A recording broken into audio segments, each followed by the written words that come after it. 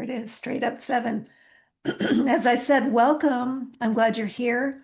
I have been wanting to dive into the topic of fear and the way it gets disguised and even hidden from our awareness. I'm really pleased that you're here with me for this adventure. So you can have your six hidden figures. I'm thinking of the movie Hidden Figures. Have your six hidden fears handy if you like. And since this is a webinar, you're not on camera. I can't see you. You get to hear me talk. There is no chat feature in the webinar mode. If you have any questions, you can put them in the Q&A. So I'd like to start us off with a prayer. Oh Lord, we come before you aware that fear is not from you because you tell us that perfect love casts out fear. So since that is true, the more I think we love you, the more we love ourselves, the more that fear dissipates, or the more we can turn it down, particularly if we become aware of it.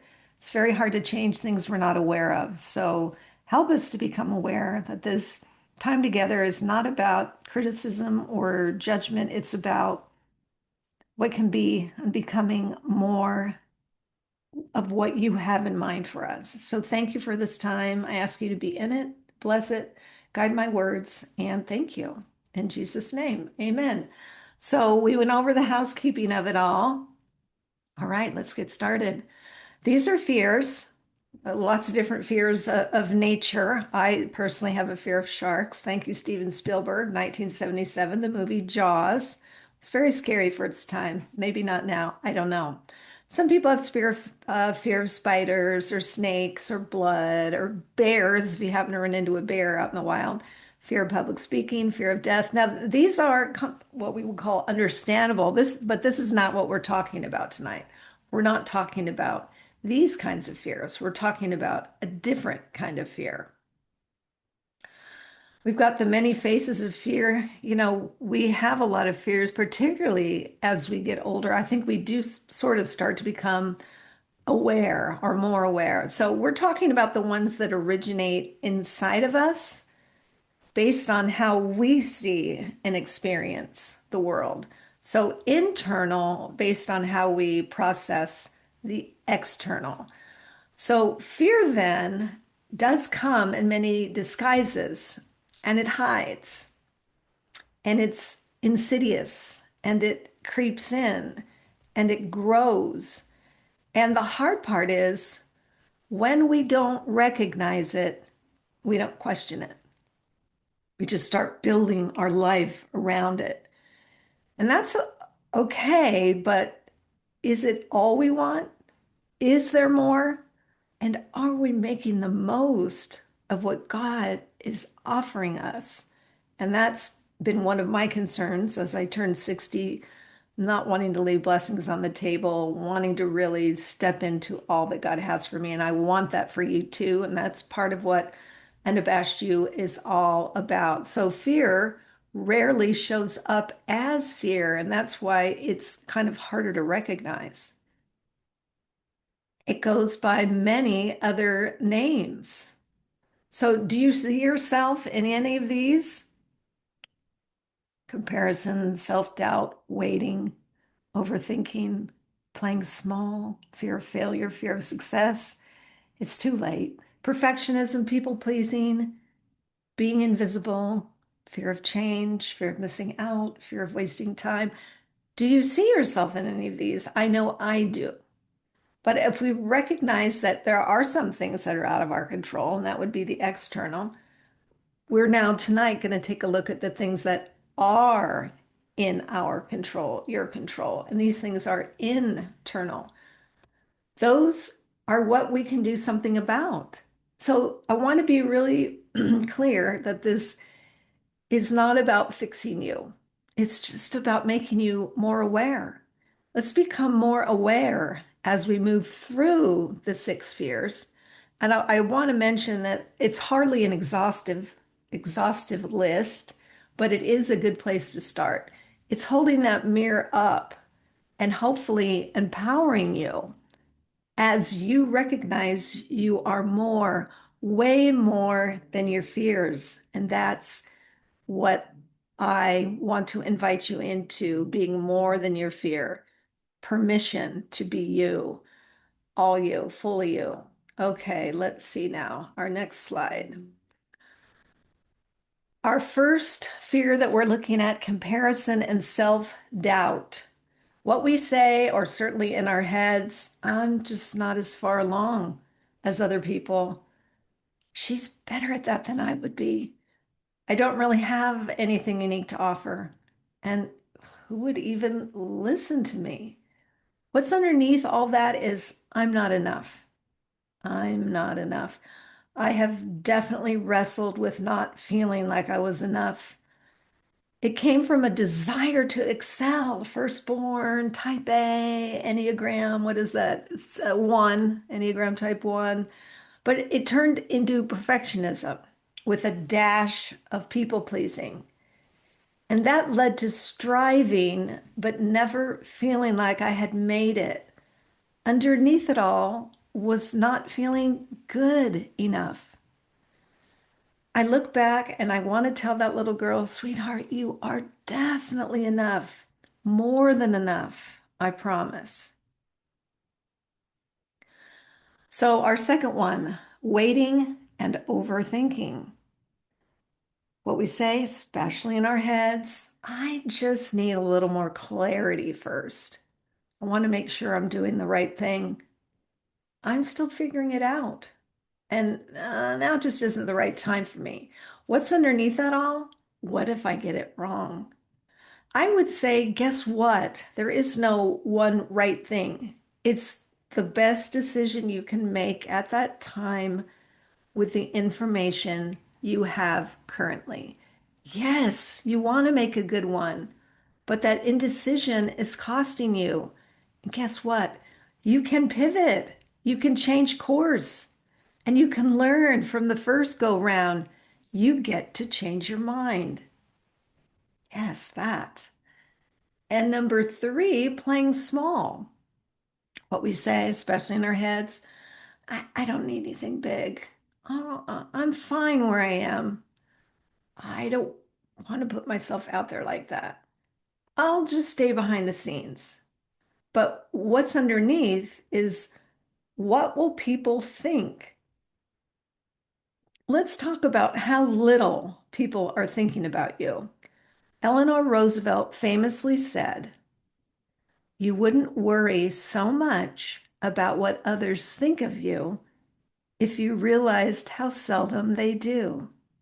That is a very wise quote. And another, guess what? Even if they do think whatever they're going to think, there is nothing you can do to change that. So live your best life for you, not for them. Give them permission to think whatever they want. This and that is not going to affect how you show up. And this is one of the most powerful realizations I think I've made in the last year is that whole notion of there's nothing you can do to change their mind or whatever they're going to think they're going to think. And it really can be a stumbling block and it can really, bring a lot of paralysis to be so concerned about what people will think. I'll just leave it there and we're going to continue on. All right. Our fourth category, fear of failure and success. What we say, what's in our heads. What if I don't start and don't follow through? I don't want to embarrass myself. What if I can't keep it going? That feels like a lot of pressure. But what's underneath all that? What if I fail or succeed and can't handle it? You can start and not finish. It's okay. Give yourself permission to try. Fail or succeed. I have had both. I was so concerned starting this Unabashed You podcast almost 6 years ago. And now, as I'm breaking into coaching, I was especially convinced that the coaching isn't going to take off. And then I'm afraid that it will, but neither will stop me. I've decided. And did you know that you can just decide? I have decided I'm going to keep going and we'll see. We'll just see what happens. And you can do the same. Nobody knows how it's going to go. It's in the doing of it that you find out what's going on and what's going to happen. And step five, or not step five, but fear number five, it's too late thinking. What we say in our heads, I should have done this years ago. Mm, that season of my life is past. People my age, they don't usually do that. I think I missed my chance. But what's underneath? My time is over. I want to know who said it's too late.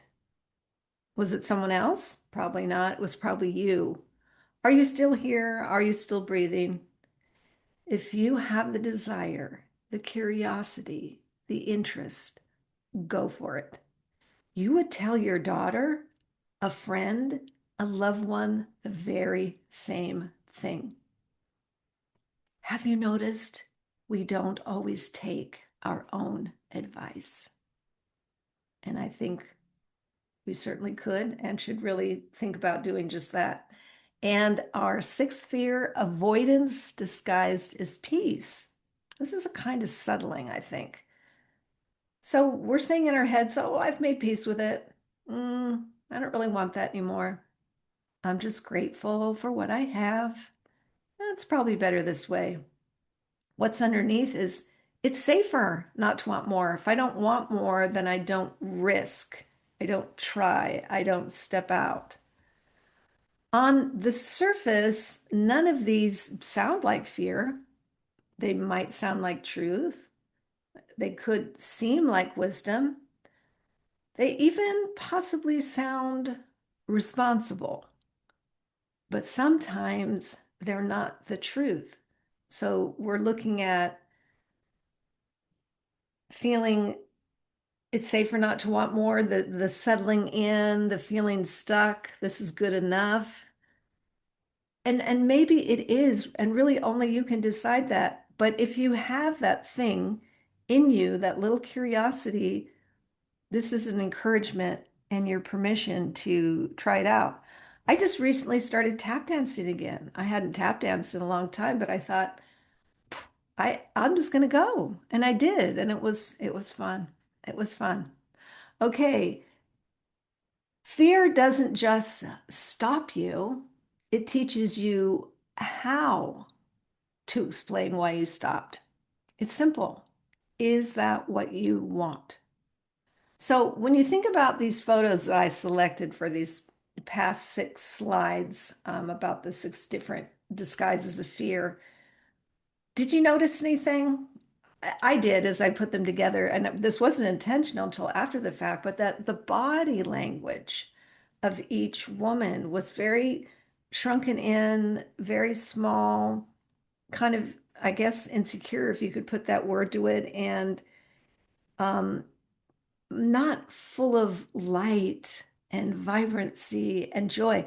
When we start feeling those things, our body language kind of opens up and we get some radiance to our faces, to our bodies. And I think that's what we're talking about too. And that can be very telling, your body language. This is a verse that I think is really good for us to keep in mind. I have come that they may have life and have it to the full. John 10:10. Okay, if he wants us to have life to the full, are we having that? Because that is what has been given to us. Here is your permission to be all you were meant to be. So, if you want to make the most of your remaining years, and you might be 30, 40, 50, 60, 70, 80, to not settle, to not be stuck, but to live into giving yourself permission, again, back to permission, Let's look at some suggestions of how you might decide to be brave enough to take that first step. So we're going to go over the six again, but this time we're going to shift them just a little bit. Maybe there's some things that we can do within each of the six disguises of fear that could help us take that first step into something more. Turning it's, I think of it as like turning the volume down on the fear. You're never going to get rid of it completely. You're just not. It's just not how this works. But I do believe, and I've seen in my own life that you can turn it down. All right, back to number one, comparison and self-doubt, and that's that I'm not enough. So it's three ways that you can counter it. You can name what's already in you. So write down your strengths, what you've walked through, what you've been through, maybe the gifts that you have. I think that's always a very powerful thing to find the things that you're naturally good at or the things that your life experience has brought you to be good at and to really claim those. And to stop measuring, but start stewarding. It's not how do I compare, it's what have I been given? What do I have to offer? What do I have to share? Who am I? And then take one step before you feel ready. Confidence follows action, not the other way around. I mean, I think often of athletes, high performing athletes, or performers on Broadway. You know that they're afraid right before they do the thing, absolutely, but they're also excited, and so they do it anyway. They don't know how it's going to go. We don't know how it's going to go, but they do it anyway. Do your own work well, and then you will have something to be proud of. Don't compare yourself with others. Galatians 6:4. It's a good one. It's a good one. We're not to compare. It says it right there. All right. And number two, waiting and overthinking. What if I get it wrong? Because, I mean, those of us who lean into perfectionism, which I have, I had gotten better, but it's still kind of there. You can decide your next step.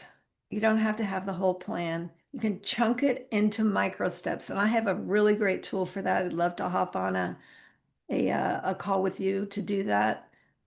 And next, you could give yourself permission to learn as you go. This is the trying part. I mean, no baby was born being an Olympic athlete or a high-performing Broadway actor or dancer, whatever example you want to throw in there. No baby came out being ready to do that. It's all about decision, work, honing the skill. So learn as you go. That's okay. That's what we're supposed to do. So much of it is about the process, not the final product or the finish line. And set a small deadline and move anyway. I'm very big on doing things scared. I feel like if you're a little bit excited and a little bit scared, or a lot excited and a lot scared, that's the green light, and that means to go. That means go. So, this thing that you do, it might be something that's just for you, or it might be to serve others, or to share in some capacity. I mean, these are the things you get to decide. Trust in the Lord with all your heart and lean not on your own understanding, but in all your ways submit to him, and he will make your path straight. Proverbs 3, 5, and 6. These are good. See, I'm learning a lot. All right, playing small. And this is what will people think? This is the whole people pleaser thing. Three ways we can counter that. Say the thing you'd normally hold back. This is speaking the truth in love. There's always a way to say it that is responsible and respectful, but also honest. And I've had to hone that skill being a teacher for many years and working in the education field. You get good at something you practice. And I feel like I can word things in a way that do that very thing, that speak that truth, but is in a loving way. And our next way to counter, remind yourself who you're actually here to serve. sharing the thing that only you can. And wouldn't it be great if we all did that? I encourage you to do that. Whatever that is that you have to share, I need you to do that. And you need you to do that. And choose yes to God over approval.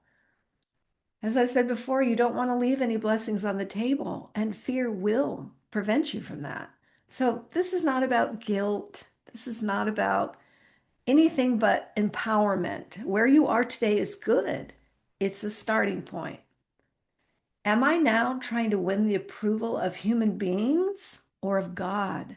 Galatians 1:10. And that is another really great thing to remember because that is what we are.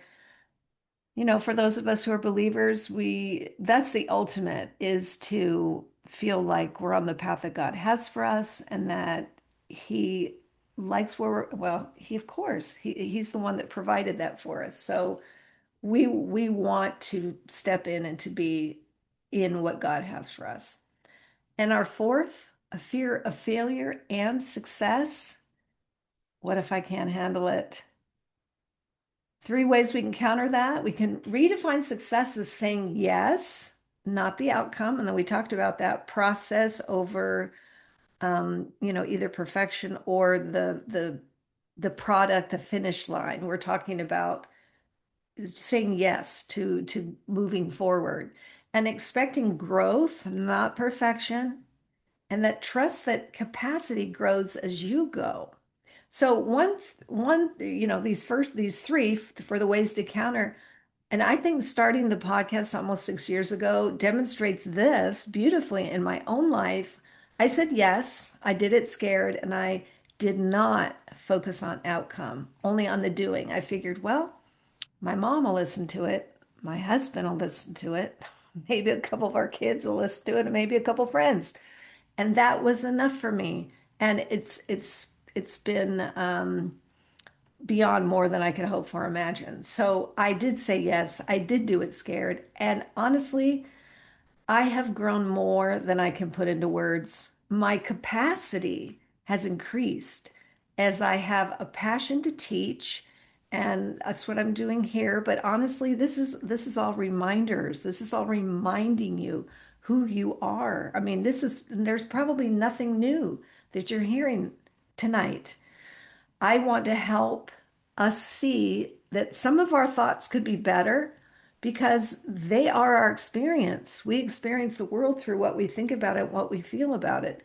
And then I want to encourage others to map out some plans and to live life to that full that Christ came, who told us that he came to give us life and to give it to the full. And this has come through the podcast and blogging and now sort of heading off into the realm of coaching. And can I just tell you, I couldn't even say the word coach until very recently. I had so many thoughts about it, like, oh no, that's imposter syndrome. Oh no, I'm not good enough. And I've been doing the work and I'm saying yes. And I feel full. I don't know how it's going to go. I don't know. But I'm doing it and I'm doing it scared, but I'm doing it and I'm excited. All right. And our fear number five, disguise. My time has passed. And I think, especially when we hit 50, 60, we think, well, that's it. That's it. I'm going to just be in the recliner and watch TV all day, which I'm not saying there's anything wrong with that, but possibly there's more for you than that. All right. Three ways to counter it. Replace too late with right now. And I want to ask you, who said it was too late? Was it someone else, or is it in your head because you have this number attached to, who you are right now? That just says how long you've been here. That doesn't mean you're done. Honor your past, but don't live in it. We spend way too much time either in the past or in the future and not nearly enough time in the present. When we're in the past, we've got regret and the rehashing of things and the ruminating about things, and it has no forward motion. And when we're in the future, we're anxious because there are so many unknowns and how's it going to go? And how's it going to feel? And all the things we think about as we think about the future. But right now, the present, this is what we have. And there are many verses about living in today. So let that sink in. And what is still possible from here? That third one, God has good plans for you to do and to be. So be an active participant in his plans for you. And the verse to go with that, for we are God's handiwork, created in Christ Jesus to do good works, which God prepared in advance for us to do. So good. And six, avoidance disguised as peace. It's safer not to want more. I've settled. This is good, good enough. Three ways to counter that. Tell the truth about what you still desire. Write it down. Say it out loud to at least one other person. There is power in both of those things. When we write something down, when we tell one other person, there's power there. I think we start to believe it. And I'm sure there's science and studies behind all that. I know there is in writing and then also saying it out loud. I'm not citing any studies, but I know they're there. That second one, let yourself want without immediately editing it. Like if something comes up, let the desire be pure. There's no need to minimize it. It's okay. And then ask, is this peace or protection? There is and ask, is this peace or protection? This is where wisdom and discernment come in. And I find myself asking for that a lot lately because I want to be wise and discerning about things. Are you rationalizing or settling? And honestly, only you can say. So delight yourself in the Lord, and He will give you the desires of your heart. Psalm 37:4. And I can't tell you what that's going to look like. And you probably don't even know well, you don't know what it's going to look like, how that is going to come to be. But I believe that it's the truth and that it's right here. And that's something that we can stand on. All right. So for every fear, there is a truth. For every lie that fear tells, there's something stronger you can stand on, which is the truth. Now, we tend to listen to, I think we're pretty good at listening to negative things. And so the negative things either come from us, the world, or that other guy. If it's negative, it's not from God. So you don't need to fight fear perfectly. You just need to stop agreeing with it. Ask yourself, is it true? If it's positive, it's likely from God, if it's rooted in love. If it's rooted in fear and it's negative, it's not. It really can be pretty simple. You can kind of break it down in very simple terms to that. And I think we need to step into that more so that we are being more in that love, coming from the love side, and again, turning down the fear. So, how did you do on the six hidden fears, the six disguises of fear, the checklist and reflection? Now, 0 to 5, fear might show up occasionally, but seems like you're more aware than most. And the 6 to 15, fear is influencing more decisions than you realize. So, again, we're not judging that. We're just saying, hey, you might want to take a look at that. And if you got over 16, fear might be quietly shaping your life in a bigger way than you thought. And again, we're just holding up a mirror, trying to empower you. And the reflection questions are to get you thinking. So you get to decide if you are brave enough to take a step.